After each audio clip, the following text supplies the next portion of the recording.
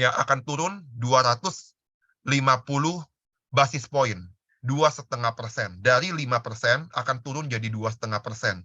Kenapa? Bisa turunnya hanya 2,5%. Hitungannya sebenarnya nggak terlalu ribet kalau teman-teman mau pelajarin. Jadi utang di Amerika itu kan udah 137% dari GDP Amerika. Bayangin ya, ini hanya utang government, utang pemerintah, belum termasuk utang swastanya. Utang swasta di Amerika itu udah nyentuh 60% dari ekonomi Amerika sendiri. Jadi kalau di total, berapa totalnya? Nih, totalnya. Debt to GDP 137%, ini yang government, kan GDP Amerika kan 20 miliar dolar ya.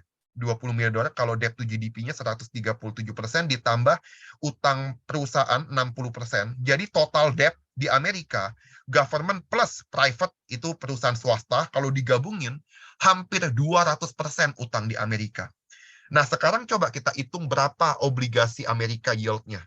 Obligasi sekarang yield yang 2 tahun aja, itu udah di 4,2%.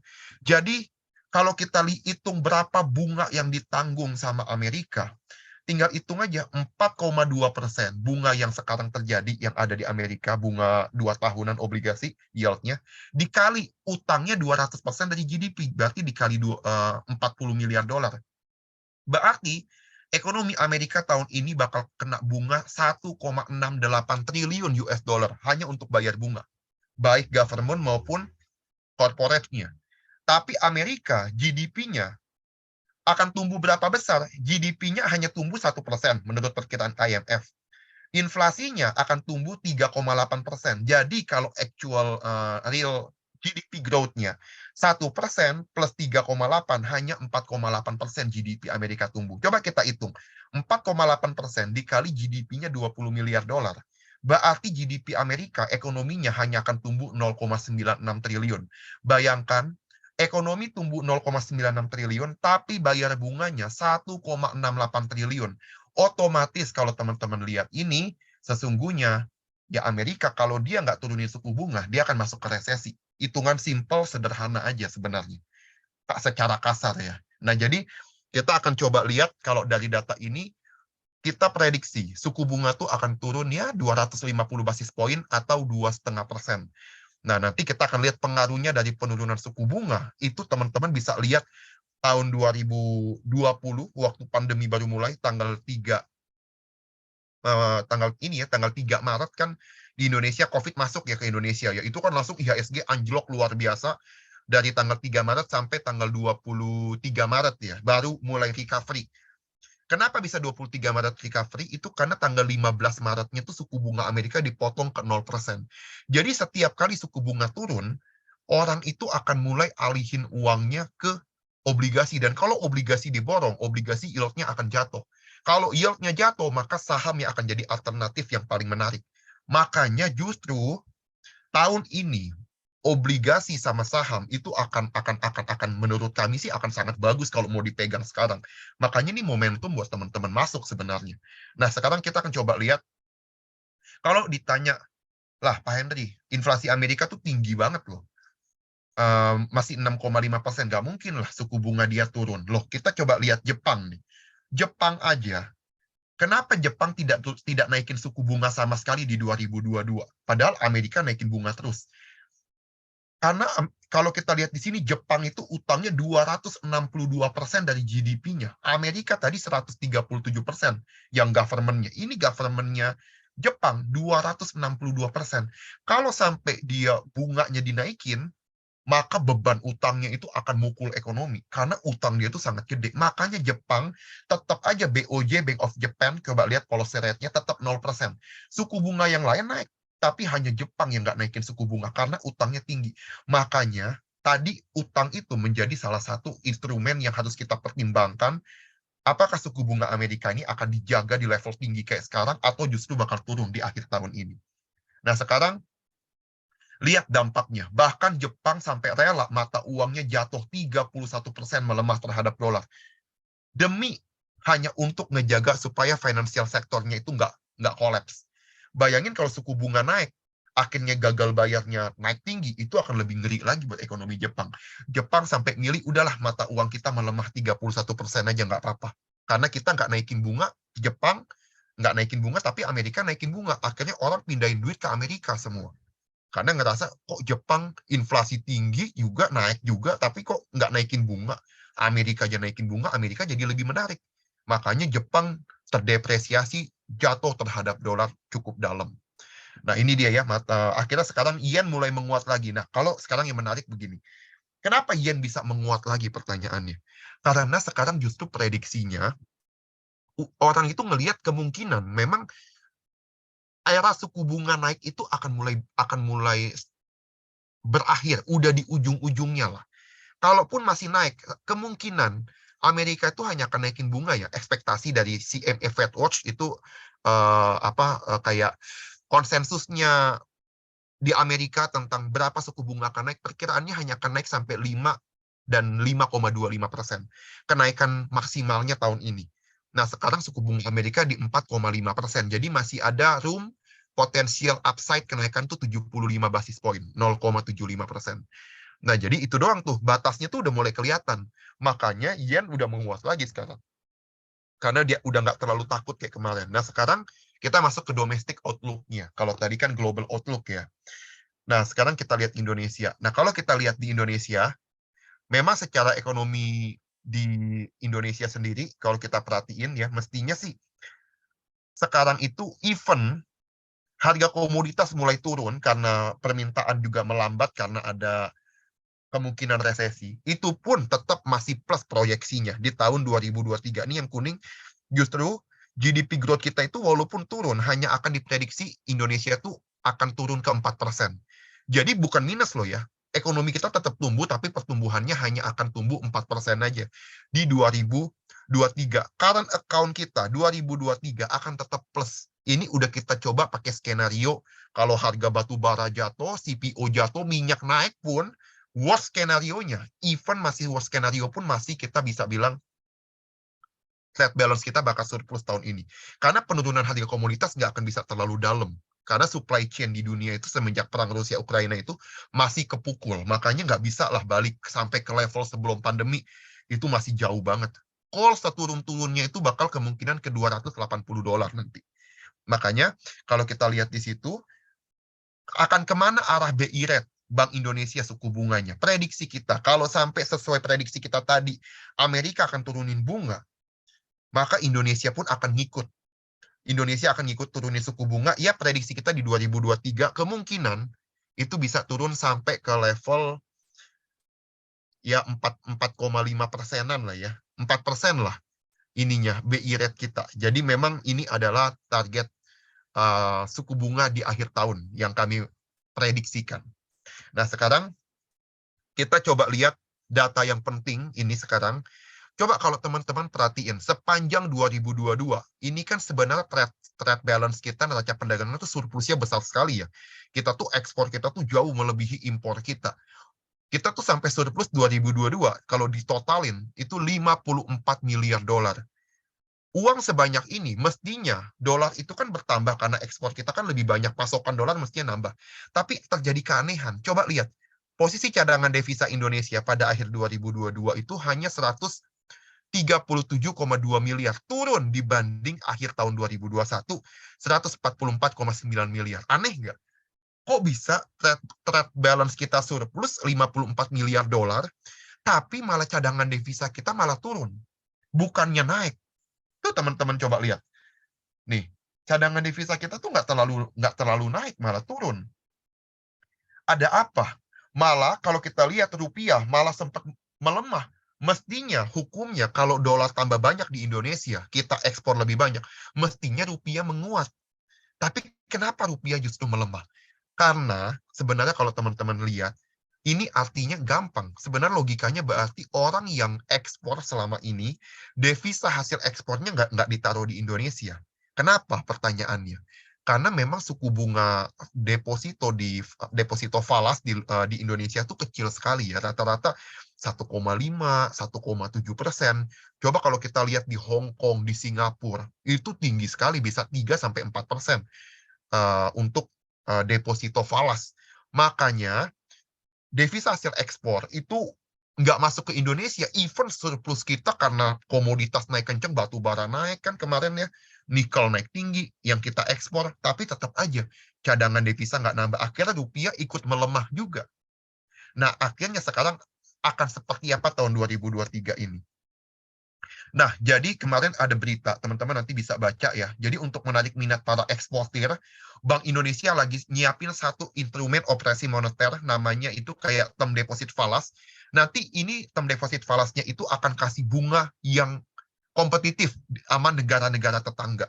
Nah, kalau kita perhatiin sekarang dengan neraca dagang kita yang setiap bulan ini surplus ini berapa miliar dolar setiap bulan yang ada di sini, teman-teman bayangin kalau ini semua ditaruh akhirnya karena kita naikin bunga deposito falasnya dan akhirnya orang semua taruh uangnya di Indonesia hasil dari ekspor kita, ini bisa bikin rupiah itu menguat ke 14.500 prediksi kita. Makanya kita nggak kaget. Sekarang teman-teman lihat, rupiah udah di 15.000. Kemarin kan 15.500 kan. Sekarang udah menguat ke 15.000. Semenjak ada berita Bank Indonesia mulai nyiapin instrumen operasi moneter ini, yang term deposit falas. Dan kalau ini jadi, memang ini benar-benar menarik devisa hasil ekspor, maka ke depannya nanti ini bisa akan ada uang masuk ke perbankan kita. Prediksi kita, anggaplah tadi surplus 55 miliar dolar, dipotong dengan bayar utang, repatriasi, bayar mungkin dividen ke luar negeri ya, terus smelter-smelter dalam negeri yang punya asing akan bawa uang ke Indonesia, anggaplah setelah dipotong-potong, dikurangin, dapatlah 20 sampai 30 miliar dolar. Bayangin kalau dapat 20 sampai 30 miliar dolar masuk ke perbankan kita, itu setara 300 sampai 450 triliun. Itu segede apa 3 triliun? Kemarin aja 2022 dianggap Indonesia foreign net buy-nya gede banget. Ya, foreign net buy kita kemarin itu 60 triliun. Bayangin itu kalau asing keluar semua 60 T cabut yang di 2022 masih belum bisa seimbang dengan dana yang akan masuk ke kita. Karena devisa ekspor ini bisa setara 300 sampai 450 T. Jadi ini akan sangat bagus buat Indonesia. Jadi bayangin aja, asing aja kalau mau keluar semua yang di 2022 nggak akan ngefek. Karena yang masuk jauh lebih gede. 300 sampai 450 triliun. No beritanya nih, BI siapkan aturan tahan devisa hasil ekspor di Desember tanggal 26 2022. 5 hari lalu simak begini aturan devisa hasil ekspor dari Bank Indonesia. Teman-teman silakan baca sendiri berita-beritanya ya. Tapi ini akan membuat devisa hasil ekspor itu akan mulai membanjiri Indonesia. Dan di minggu pertama di 2023 kemarin, itu asing langsung ngebeli bonds kita. Itu diborong sampai sekitar 10 triliun. Dana asing masuk ke bonds. Makanya kalau kita lihat, mana ya? Coba saya lihat. Nah nih, Indonesia Government Bonds, lihat, jatuh. Dari awalnya 7% di awal 2023, sekarang tinggal 6,6515. Bayangin, turunnya nggak main-main loh. Turunnya itu sampai 40 basis poin. Kalau 10 tahun berarti 4%. Makanya, kalau kita lihat di sini, asing itu lagi banyak masuk ke Indonesia lagi. Entah karena memang tadi yang devisa hasil ekspor ini mereka udah siap-siap, mereka akan masukin uangnya di Indonesia, karena BI akan segera siapin instrumen ini, dan kalau ini masuk, mereka akan masuk ke bonds. Kalau masuk ke bonds, bonds yield-nya akan jatuh, karena harga obligasi akan mulai naik. Setelah bonds itu jatuh sampai yield-nya ke 6,6, kalau dia menguat lagi, yield-nya jatuh ke 6,3, maka saham akan jadi menarik. Karena udah mulai mahal obligasi kalau yield-nya 6,3%. Maka orang akan mulai masukin uangnya ke saham. Makanya saham kita langsung recovery dari level 6.500 naik ke 6.800. Nih, kita bikin di tim riset dari Sequoia Sekuritas ya. Ini saya cuma ambil data dari mereka nih. Saya coba pelajari. Jadi bayangin bahkan worst scenario. Kalau batu bara jatuh ke 80 dolar per metric ton, harga minyak naik ke 170 dolar, CPO, harga minyak kelapa sawit turun ke 2.800 Malaysian ringgit, itu pun kita masih bisa surplus sekitar 2 sampai 3 miliar dolar. 2 miliar dolar lah pesimisnya. Jadi resikonya itu sangat kita bisa bilang terbatas ya. Even di worst scenario, neraca perdagangan kita tuh masih bisa surplus. Dan ini kalau devisa hasil ekspor tadi mateng, itu akan bagus banget. Nah, makanya kita bisa lihat di sini prediksi dari tim riset kita ya tentang harga komoditas. Harga coal diprediksi hanya akan turun ke $180 di 2024, 2023 di 280. Kalau kalian ngerasa 280 dapat dari mana, ya memang ada resesi, tapi kan ingat, pertama, Cina mulai reopening, permintaan batu bara akan tinggi dari Cina. Yang kedua, kita ngelihat dari suku bunga prediksinya bakal turun. Kalau suku bunga turun, maka pasar akan langsung expect ekonomi akan segera pulih. Mereka akan spekulasi di pasar derivatif, ngebeli berbagai komoditas energi, baik juga coal, akhirnya akan naik lagi.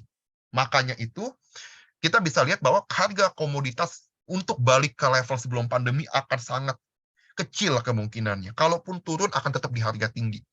Makanya ini akan tetap menarik di tahun 2023 ini ya. Nah, jadi kita kalau lihat pertama, perbankan kita yang big caps-nya Bank BCA, Bank BRI, Mandiri, BNI ini kan kalau digabungin LQ45 aja, perbankan itu mewakili 30%-nya market cap-nya Bursa Efek kan sebenarnya. Total market cap-nya nasional kita bisa 20-30%. Jadi kalau sampai devisa hasil ekspor ini masuk ke sistem perbankan kita, ini 300-450 triliun setara 6% dari total uang kita di bank yang Bapak Ibu tabung di bank dan saya uang tabung di bank. Itu namanya dana pihak ketiga. Itu bisa 6%. Dan kalau 6% net foreign buy itu yang 60 triliun tadi, ya nggak ngefek kalau keluar juga. Makanya tadi sempat saya bahas. Makanya ini akan sangat menarik. Nah, makanya teman-teman tadi sekali lagi teman-teman akhirnya mulai ngerti kenapa dolar itu mulai jatuh, rupiah mulai menguat lagi karena asing mulai masuk lagi ke Indonesia. Dan akhirnya obligasi pun diborong, makanya yield-nya jatuh karena harga obligasi naik terus ya. Oke, kita akan coba lihat dalam 2 minggu terakhir ISG juga naik 4,59%. Bayangin 1 minggu terakhir asing udah mulai masuk lagi hampir 1 triliun tuh 976 miliar di saham. Padahal 1 bulan terakhir, kemarin waktu IHSG jatuh ke 65, ini asing lagi rame-rame keluar tuh. Minus 7,73 triliun foreign net sell. Jadi, kita bisa lihat di sini, sekarang itu dana justru mulai masuk lagi ke Indonesia. Kalau perkiraan kita dari Suko Sekuritas, IHSG itu bisa naik tahun ini, kalau normal tuh bisa ke 8.300. Karena ada dua penyebab. Yang pertama, secara gradual ekonomi Cina ini kan kalau dia mulai dibuka, tentu sentimen ke emerging negara-negara berkembang itu akan naik lagi sahamnya. Yang kedua, harga komoditas akan terkerek naik dan Indonesia adalah proksinya komoditas yang besar karena kita coal kita punya, CPO kita punya, nikel kita punya, bauxite kita punya. Kita mau ekspor komoditas energi itu banyak sekali. Tembaga, koper kita punya. Jadi dengan data-data ini, kalau sampai komoditas tetap dijaga tinggi, ini akan menguntungkan Indonesia. Dan sekarang price earning ratio Indonesia itu ada di bawah standar deviasinya, di bawah normalnya. Makanya ini termasuk murah sebenarnya. Nah, kita coba lihat lagi nih ya. Oke, ini udah favorable sector. Jadi kalau kita pelajari teman-teman, sesungguhnya yang pertama akan naik, perkiraan saya, dan teman-teman di Suko Sekuritas itu pertama emas. Karena emas itu yang paling lagging dari semua komoditi sebenarnya. Dia naiknya kan paling rendah kan tahun 2022 ini. Dan ini ingat loh, inverted yield itu biasa diiringi nggak lama itu dengan resesi. Kalau resesi, safe haven-nya adalah emas. Cuma kalau resesinya penyebabnya karena kenaikan suku bunga, emas nggak menarik. Tapi kan tahun ini diprediksi suku bunga akan dipangkas. Kalau suku bunga dipangkas, maka emas itu akan jadi safe haven yang bagus. Di kedua, coba lihat. Bahkan permintaan dari institusi terhadap emas itu naik tajam di tahun 2022. Jadi ini akan sangat menarik lah untuk emas. Nah, yang ketiga ya perbankan tadi ya, karena akan ada flow untuk masuk ke Indonesia dari devisa hasil ekspor, itu akan menarik sekali untuk perbankan, untuk dia bisa ekspansi kreditnya.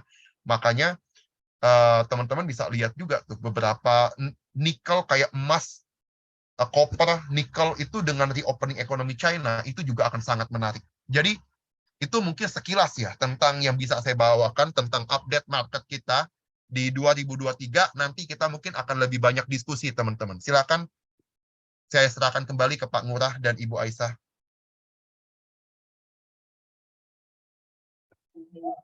Baik, Baik, terima kasih Pak Henry atas pemaparan materinya, materi yang sangat bermanfaat ya Pak ya. Baik, di sini sudah ada yang bertanya Pak di kolom Q&A. Saya bacakan satu persatu. Di sini sudah ada 2 pertanyaan. Yang pertama dari Bapak Denny Wahyudi Pak. Di sini pertanyaannya bagaimana cara kita sebagai investor untuk menyikapi market di tengah ketidakpastian ekonomi dunia? Hal apa yang sebaiknya kita, hal apa yang sebaiknya kita lakukan untuk mengatasinya? Nah, mungkin boleh langsung dijawab dari Bapak Hendri. Baik, terima kasih Bu Aisyah dan juga Bapak Denny Wahyudi. Terima kasih pertanyaannya, Pak. Jadi, pertama Pak Denny, memang kalau kita memang rasanya bingung masuk kemana ya, Bapak Ibu bisa masuk pertama diversified lah. Mungkin 20% dana di saham, 50%-nya di obligasi. Karena memang tahun ini mestinya adalah tahunnya obligasi ya. Dan kalau obligasi naik ya efeknya akan bagus ke saham juga. Nah, cuma obligasi ini kenapa menarik? Ya karena tadi udah dibilang bahwa suku bunga tuh akan turun dan devisa ekspor akan masuk ke kita dengan kebijakan yang dilakukan Bank Indonesia. Dan ini akan mendorong dana asing yang mestinya di Amerika selama ini menarik dengan suku bunga tinggi, kalau dia dipangkas akan mulai masuk ke negara-negara lain dan salah satunya Indonesia. Makanya dengan obligasi yang akan menguat itu akan justru akan positif ya. Apalagi obligasi, yang namanya obligasi tentu kalau Bapak Ibu beli obligasi negara itu dijamin negara, tentu keamanannya juga teman-teman tidak perlu khawatir gitu ya untuk dari sisi resikonya karena dijamin oleh negara. Nah, jadi diversified aja Pak. Gitu. Tadi kalau misalnya kita Bapak lihat emas, Bapak lihat logis nih dengan institusi aja udah megang banyak emas. Saya mau coba sebagian invest di emas, jadi diversified aja Pak. Jadi mulai dananya itu disebar-sebar. Ada yang di emas, ada yang di obligasi, ada yang di saham. Nah, tinggal cari saham mana yang sektornya tuh tadi yang seperti kita bahas, yang mana yang akan sangat diuntungkan di tahun ini. Begitu.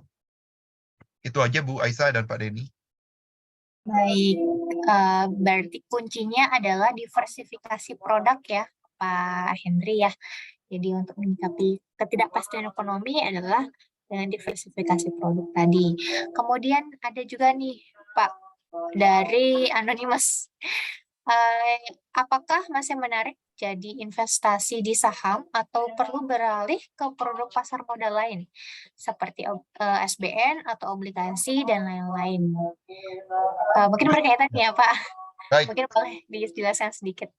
benar tadi kalau tadi udah lihat pasti Bapak Ibu udah tahu jawaban saya ya, bahwa memang justru saham itu tahun ini tuh akan sangat menarik ya tahun ini ya untuk bisa rally, tapi memang sektor-sektor tertentu yang harus Bapak Ibu perhatikan.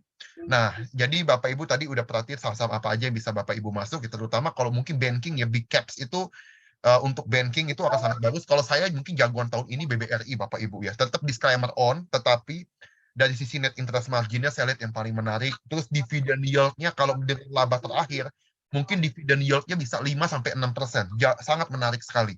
Jadi apalagi memang dana pihak ketiga itu paling gede dikuasai di bank-bank buku 4 ya. Jadi memang ini akan sangat menarik di saham-saham big cap terutama untuk banking. Nah, kalau mau diversified ya tadi seperti Bapak Denny tadi tanyain, boleh aja Bapak Ibu bisa masukin ke obligasi karena itu akan jadi menarik sekali tahun ini. Itu saja. Baik, terima kasih Pak Henry. Berarti saham masih menarik dengan ada tipe-tipe yang sudah tadi diinfokan oleh Pak Henry ya. Saham-saham apa saja. Kemudian yang ketiga ada lagi nih Pak dari Ibu Vanessa Felicia. Kalau kita punya dana yang terbatas, apakah baik kalau kita tetap mencicil rutin saham atau reksadana? Atau kita tetap menyebar dana ke instrumen lain tapi dalam nilai yang kecil-kecil? Nah, boleh dibantu nih Pak untuk pertanyaan Sebenarnya tetap kedua. bagus kok. Untuk apalagi sistem ini ya, cicil rutin atau mungkin disebutnya ini ya, apa kita coba teman-teman apa namanya? Averaging terus ya. Jadi dari bulan ke bulan kita mulai tambah terus karena memang begini. Tahun ini even sebenarnya kalau dibilang apakah resesi, tadi dibilang bahwa Indonesia kemungkinan kecil resesi. Bahkan tahun ini mestinya ekonomi Indonesia akan tetap tumbuh, walaupun melambat ke 4%, tapi tetap tumbuh. Jadi tinggal nunggu rebalancing ke China ini selesai, kita lihat Kospi aja udah naik, Kospi Hang Seng aja udah naik 50%. Ketika di sana nanti valuasinya udah setara dengan Indonesia, maka Indonesia akan jadi menarik. Yang kedua, kalau sampai rupiah menguat terus, apalagi sesuai prediksi kita nanti akan menguat ke 14.500, maka earning dalam bentuk kalau dikonvert ke dolar itu akan makin besar dan itu akan bikin valuasi IHSG akan makin menarik. Makanya justru di saham, di kondisi seperti ini ketika dia lagi down di sekarang karena ada rebalancing ke China, kita mesti cicil. Karena ini bukan karena ekonomi kita turun, bukan juga karena Indonesia akan resesi. Jadi akan sangat baik kalau kita mulai setiap bulan kita cicil-cicil masuk. Toh kalau turun kita akan bersyukur kita akan dapat bulan depan harga lebih murah. Tapi kalau naik ya teman-teman bersyukur karena kemarin udah pegang. Nah, jadi akan selalu ada hal baik lah dalam setiap kita melakukan ini ya, mencicil saham itu. Seperti itu. Baik, terima kasih Pak Henry atas tips yang sudah dibagikan. Bagaimana Bapak Ibu, apakah sudah jelas ya untuk jawaban dari pertanyaan Bapak Ibu? Saya persilakan kepada Bapak Ibu yang ingin bertanya, mumpung kita masih tersisa waktu 12 menit lagi, Pak. Jadi Ya. saya persilakan kepada Bapak Ibu yang ingin bertanya untuk bertanya. Apabila ada yang ingin menanyakan saham apa nih, boleh nih ditanyakan kepada Bapak Henry Wijaya ya. Terkait dengan update market pada hari ini juga boleh ditanyakan. Saya persilahkan ya Bapak Ibu jika ingin bertanya. Mungkin kalau ada yang mau open mic boleh juga kali Bu Aisyah ya. Iya Ngobrol. boleh, boleh Pak, boleh, boleh. Selamat malam Pak Henry. Selamat malam, dengan siapa ini Pak? Semangat sekali suaranya. Dengan Pak Luki. Pak Luki, baik, salam kenal ya Pak ya. Pak Terima Henry. kasih. Terima kasih paparannya Pak Henry, luar biasa memberikan insight bagi kami Pak. Nah, kalau untuk ini Pak, kira-kira untuk ini kan masih Januari Pak.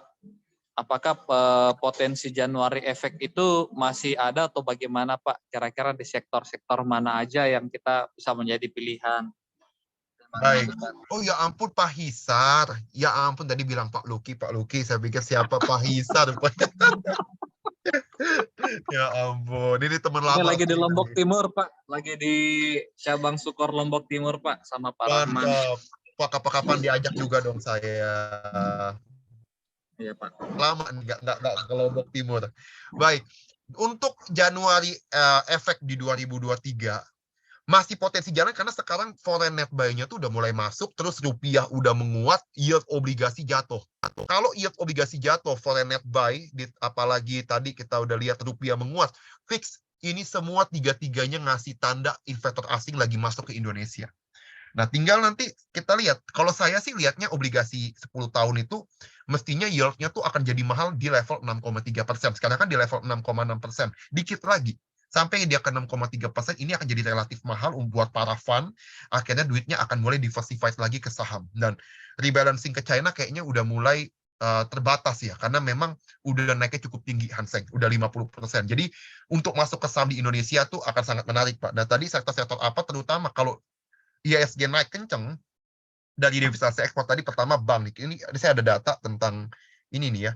Banks itu tahun ini diprediksi akan tumbuh 13% ya. Consumer tumbuh 17%, apalagi ini masuk ke tahun ini ya menjelang pemilu. Biasanya menjelang pemilu gitu kan biasa banyak anggaran-anggaran sosial dan juga anggaran untuk kampanye yang memang sangat membantu lah ke sektor konsumsi. Jadi ini bisa menjadi salah satu katalis positif buat investor. Nah, jadi yang paling drop nih kemungkinan Tobacco ya. Tobacco ini akan minus perkiraannya. Nah, kita bisa lihat poultry juga tahun ini diprediksi akan turun 20%. Semen 30%. Tapi kalau semen kita mungkin lebih ke semen Gresik ya yang kita lihat. Kalau emas sebenarnya kesukaan saya tuh BRMS sama MDKA, tapi memang valuasinya itu cukup mahal, Pak. Jadi biasanya mungkin akan didorong dengan sentimennya aja sih, tapi by valuasi ya udah cukup wajar lah. Nggak yang sampai menarik banget. Begitu sih Pak Isar. Terima kasih Pak Henry. Sama-sama Pak.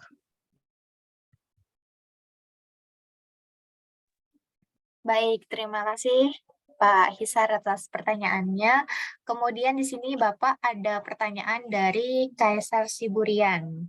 Izin bertanya, Ko Henry, kan sekarang saat ekonomi dunia negatif, Indonesia justru bertumbuh walaupun sekitar 3%-an.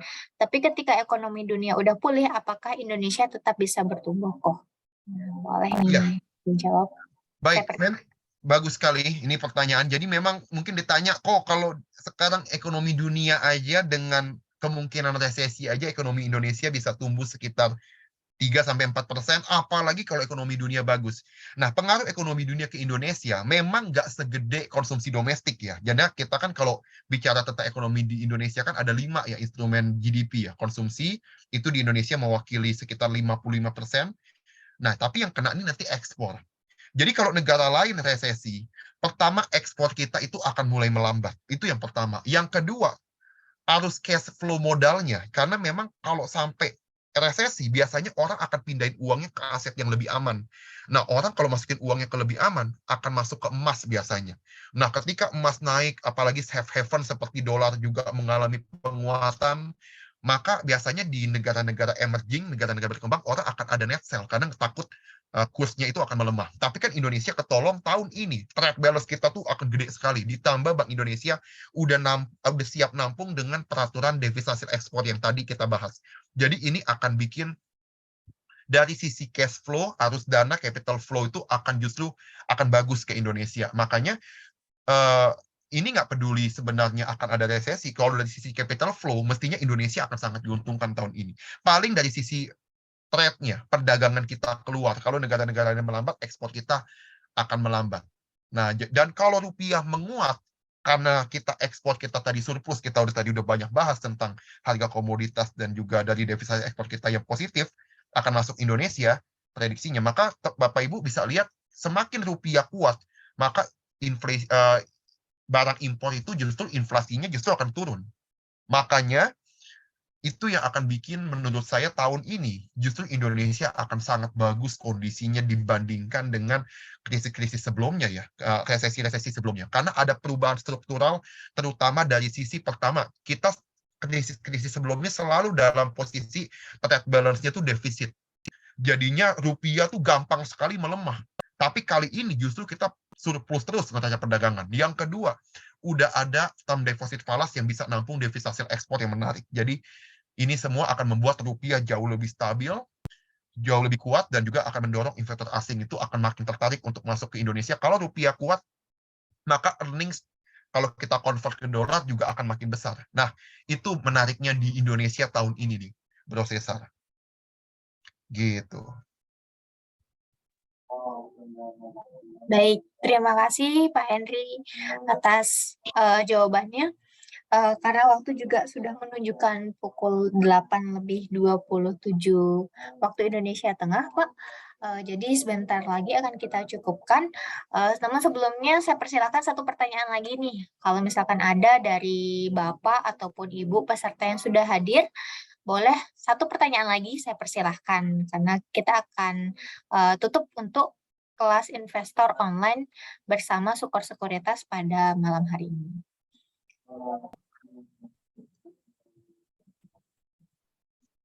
Boleh nanya, Mbak Aisyah?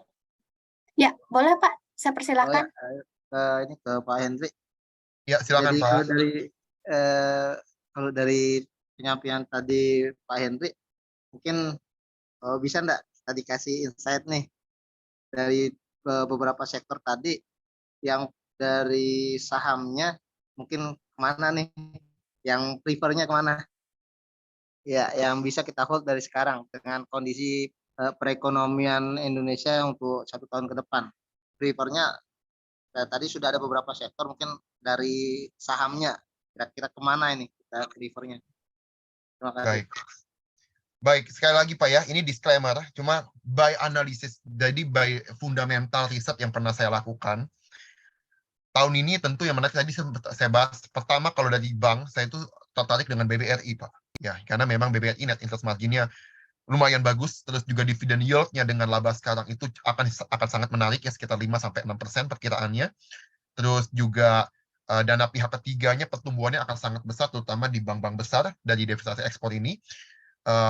terus dengan PPKM udah dicabut di 2022 akhir kemarin akan membuat ekspansi kredit lending growth itu akan justru makin kuat nih Pak di tahun ini. Jadi untuk banking saya mungkin lebih suka di BBRI, terutama di BMN tadi. Nah kedua, kalau dari sisi semen, saya senang semen Gresik nih Pak. Kalau Telkom juga menarik karena kan tahun lalu kan sempat terpukul karena Goto ya Pak ya. Karena memang Goto turun, maka perusahaan yang terafiliat, yang invest di dia seperti Astra dan Goto kan lumayan jatuh. Cuma kalau Astra, saya lihat high base lah. Karena dia ada UMTR-nya, United Tractor itu kan coal kan harganya prediksi akan turun juga, terus high base juga Pak. Karena kinerja tambang tuh tahun lalu akan sangat luar biasa. Jadi tahun ini kemungkinan akan terbatas dari sisi harga komoditas untuk setara lah dengan tahun lalu. Tapi Telkomnya dengan penurunan yang cukup dalam, ini udah cukup over punishment, jadi dia udah kayak terlalu jatuhnya udah lumayan dalam, jadi akan udah menarik lagi nih Pak dengan valuasi sekarang di Telkom. Kalau dari sudut pandang sentimen yang kemarin ya Pak ya. Terus kalau emas tadi ya kesukaan saya MDKA sama BRMS ya Pak ya. Tapi sekali lagi valuasinya udah cukup mahal, cukup fair value kalau saya lihat. Cuma memang kalau sentimen harga emas ini akan naik terus dalam waktu dekat, maka ini bisa dua saham ini akan sangat menarik Pak kalau Bapak mau diversify. Nah, kalau dari sisi retail tentu saya lihat mungkin Era ya Pak ya yang cukup menarik nih. Dengan valuasi sekarang yang cukup murah, Era ini lumayan bagus. Tapi sekali lagi Pak ya, disclaimer on itu dari yang saya suka, yang dari sudut pandang saya nanti Bapak bisa analisa lebih dalam lagi by fundamentalnya. Itu aja sih Pak.